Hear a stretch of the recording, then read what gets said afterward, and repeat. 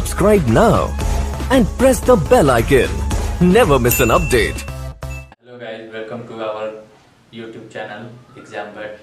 पिछले क्लास में हम इंग्लिश के एंटोनिम्स सिनोनिम्स जो कराया गया था, पढ़ाया गया था, तो अब उसका ये दूसरे पार्ट है जिसमें हम लोग आगे पढ़ेंगे। ये भी एग्ज़ाम के पॉइंट ऑफ व्यू से बहुत इंपॉर्टेंट है, इसको करना बहुत ज़रूरी है।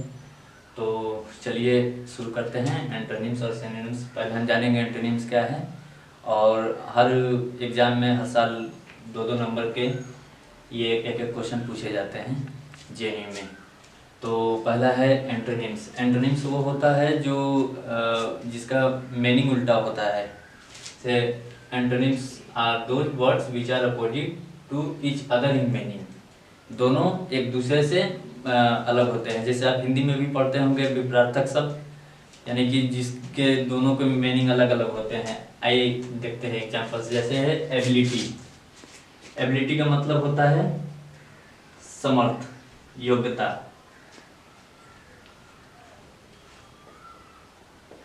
तो उसका उल्टा हो जाएगा इनएबिलिटी, यानी कि असमर्थ।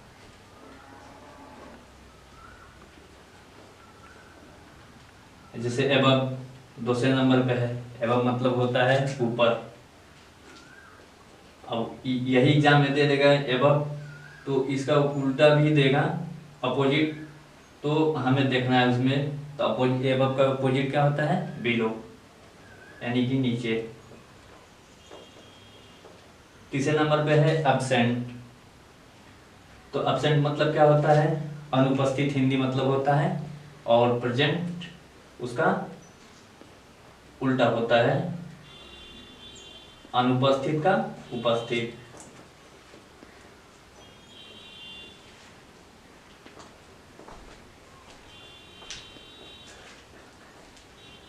और चौथा है एब्सर्ड। एब्सर्ड का मतलब होता है अनुचित, जो उचित ना हो।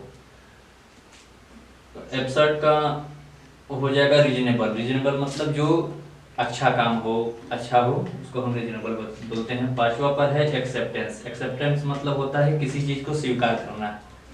तो एक्सेप्टेंस का उल्टा क्या हो जाएगा रिजेक्शन, जो स्वीकार ना किया जाए, या रिफ्यूजल। आप हमेशा देखते होंगे किसी चीज को रिफ्यूज कर दिया जाता है, या पेपर में भी होता है कि रिफ्यूजल यूज होता है। तो हमेशा एक्सेप्टेंस का हो जाएगा अपोजिट रिजेक्शन या रिफ्यूजल। तो यही आपको छाट कर उसमें से चूज करना है, और उसका मीनिंग जो है एप्रोप्रिएट मीनिंग वहाँ पे आपको चूज करके और ऑप्शन में लगा देना है। जैसे आप हम यहाँ पे एग्जांपल लेते हैं। एग्जांपल में कैसे पूछे जाते हैं क्वेश्चन। तो एग्जांपल है यहाँ चूज द, ऐसे ही क्वेश्चन पूछा जाएगा choose the word which is opposite in meaning, और ये आपको दे दिया जाएगा फ्लेक्सिबल। फ्लेक्सिबल मतलब क्या होता है? फ्लेक्सिबल मतलब होता है लचीलापन। तो 4 ऑप्शन दिए गए हैं, distinct, strict, accurate, rigid. Distinct मतलब क्या होता है अलग होता है। स्ट्रिक्ट मतलब क्या होता है कठोर होता है। जैसे कोई बोलता है स्ट्रिक्ट एक्शन लिया जाएगा, या फिर स्ट्रिक्ट कोई कार्रवाई की जाएगी, तो हाँ ये स्ट्रिक्ट यूज होता है। एक्यूरेट, एक्यूरेट मतलब होता है बिल्कुल सटीक। रिजिड मतलब होता है कठोर। तो यहाँ फ्लेक्सिबल लचीला है, तो हम डिस्टिंक्ट तो यूज करेंगे नहीं, क्योंकि डिस्टिंक्ट मतलब होता है, स्ट्रिक्ट मतलब होता है कठोर। तो ये स्ट्रिक्ट उसके लिए यूज नहीं होता है। स्ट्रिक्ट हमेशा कभी कानूनी कार्रवाई, या कोई टीचर स्ट्रिक्ट हो, या फिर कोई पेरेंट्स स्ट्रिक्ट हो, तो वहाँ ये यूज हो जाता है। एक्यूरेट मतलब होता है आपका बिल्कुल सटीक। तो ये तीनों तो छट जाएगा। बाकी आया रिजिड। तो रिजिड का मतलब सभी लोग जानते हैं कि कठोर होता है। तो फ्लेक्सिबल, फ्लेक्सिबल का मतलब होता है लचीला। तो यहाँ फ्लेक्सिबल का रिजिड ऑप्शन लगा देंगे, क्योंकि फ्लेक्सिबल का सबसे सटीक आंसर आपका रिजिड ही है। तो हम ये लेते हैं, और ये आपका रिजिड इसका आंसर हो जाएगा सबसे सटीक। अब बात करते हैं सिनोनिम्स का। सिनोनिम्स क्या होता है? सिनोनिम्स होता है समानार्थक। हिंदी में इसका है, हिंदी में भी एक क्वेश्चन पूछे जाते हैं। सिनोनिम्स को समानार्थक शब्द बोलते हैं, यानी कि एक ही शब्द के कई मीनिंग होते हैं, मतलब होते हैं, लेकिन वो शब्द अलग अलग होते हैं। वही सिनोनिम्स होता है इंग्लिश में। तो पहले सिनोनिम्स क्या होता है, इसका डेफिनेशन आप इंग्लिश में देख लीजिए। Synonyms are those words which are similar to each other in meaning, यानी कि सिनोनिम्स वो शब्द हैं जो सिमिलर होते हैं एक दूसरे के मीनिंग में। मीनिंग उनका सेम होता है लेकिन वो लिखे अलग अलग तरीके से जाते हैं। जैसे आपका पहला ये है अबैंडन। अबैंडन मतलब क्या होता है, छोड़ देना, किसी चीज को छोड़ देना, या जैसे किसी गद्दी त्याग कर देना या किसी को माफ कर देना। अबैंडन मतलब होता है छोड़ देना, नहीं छोड़ देना। अब इसका यहाँ आ जाएंगे, क्या हो जाएगा, एब्डिकेट। एब्डिकेट मतलब भी ये भी होता है छोड़ देना। फॉरसेक इसका मतलब भी होता है माफ कर देना, छोड़ देना। गिव अप मतलब भी छोड़ देना। गिव अप हमेशा यूज होता है कि मैं उसने गिव अप कर दिया, छोड़ दिया, माफ कर दिया। क्विट मतलब भी छोड़ देना होता है। कोई मैच हो रहा है या कोई खेल रहा है तो उसमें कोई बीच में ही क्विट करके चला जाता है, या कोई कंपटीशन होता है तो हमेशा बोला जाता है कि उसने क्विट कर दिया। तो एक ही चीज है, इसका मतलब भी छोड़ देना होता है, इसका मतलब गिव अप मतलब भी छोड़ देना होता है, फॉरसेक मतलब भी छोड़ देना होता है, माफ कर देना होता है, एब्डिकेट मतलब भी छोड़ देना होता है। तो क्या है, मीनिंग सबके मीनिंग सेम है, सिमिलर है। Words which are similar to each other, सारे की मीनिंग सेम है। अब दूसरे नंबर पे क्या है, अबाउंड। अबाउंड मतलब क्या होता है, अबाउंड मतलब होता है किसी चीज में वृद्धि होना, किसी चीज में वृद्धि होना, बढ़ जाना।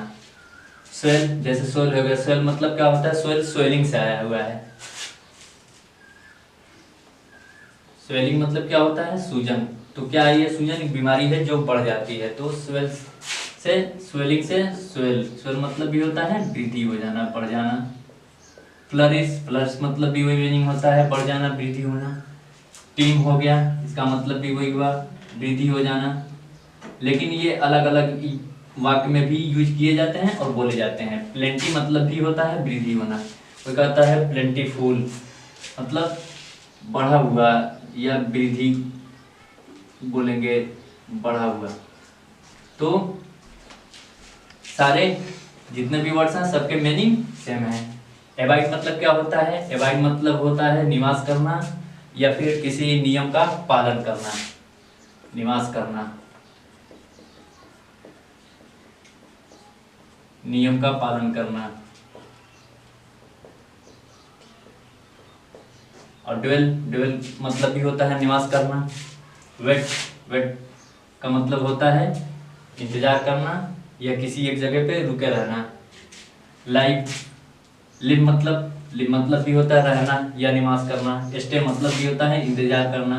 इनहेबिट, इनहेबिट मतलब भी होता है किसी जगह पे कोई आदमी रहता है, कोई इंसान रहता है या मनुष्य रहता है तो उसको इनहेबिट बोलते हैं। तो ये सारे का मतलब एक ही होगा। वेट मतलब भी होता है निवास करना या इंतजार करना। लाइव मतलब भी होता है निवास करना। स्टे मतलब भी होता है निवास करना या ठहरना। अलग अलग शब्द में बोले जाते हैं इसको, लेकिन मीनिंग इसका सेम ही होगा। एक्सेप्ट, एक्सेप्ट मतलब क्या होता है, एक्सेप्ट मतलब होता है किसी चीज को एक्सेप्ट कर लेना या स्वीकार कर लेना। तो एक्सेप्ट भी बोलते हैं, इसका मतलब भी स्वीकार करना होता है या सहमत होना होता है। एग्री मतलब भी वही होता है सहमत होना या स्वीकार करना। रिसीव मतलब भी क्या, किसी चीज को प्राप्त करना या सहमत होना। एसेंट, एसेंट मतलब भी होता है सहमति, सहमति।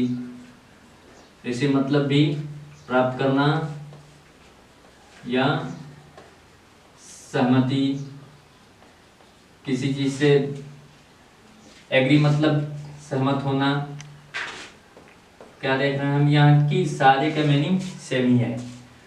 तो एक जितने शब्द होंगे सबके समान मीनिंग होंगे, लेकिन वो यूज होते हैं अलग अलग।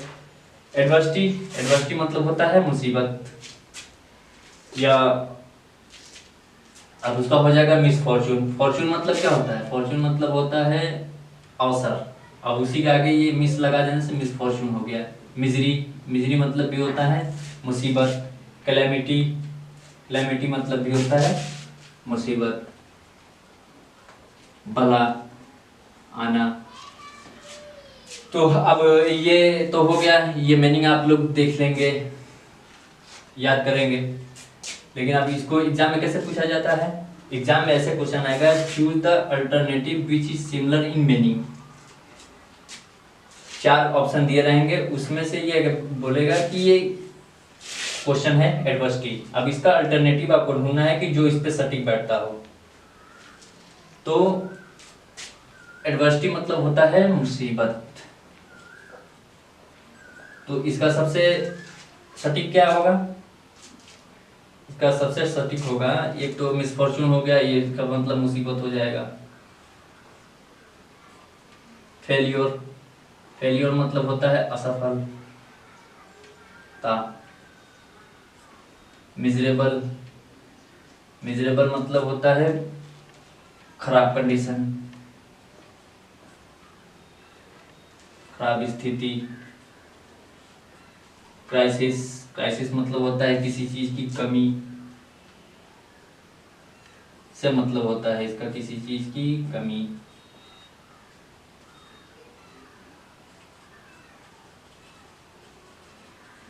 तो इसमें सबसे सटीक कौन सा है? Miss Fortune. मिस फॉर्चून मतलब मुसीबत। तो और बाकी हम लोग नोट्स तैयार किए हुए हैं और उसमें आपको सारे जितने भी एग्जाम्स के इम्पोर्टेंट हैं और सारी चीज़ें आपको उसमें दे दी जाएंगी। आप लोग उससे पढ़ेंगे और जो भी दिक्कत होगा तो आप कमेंट में लिखेंगे और उस प्रॉब्लम को सॉल्व करके हम वीडियो के थ्रू आपसे कांटेक्ट करने की कोशिश करेंगे।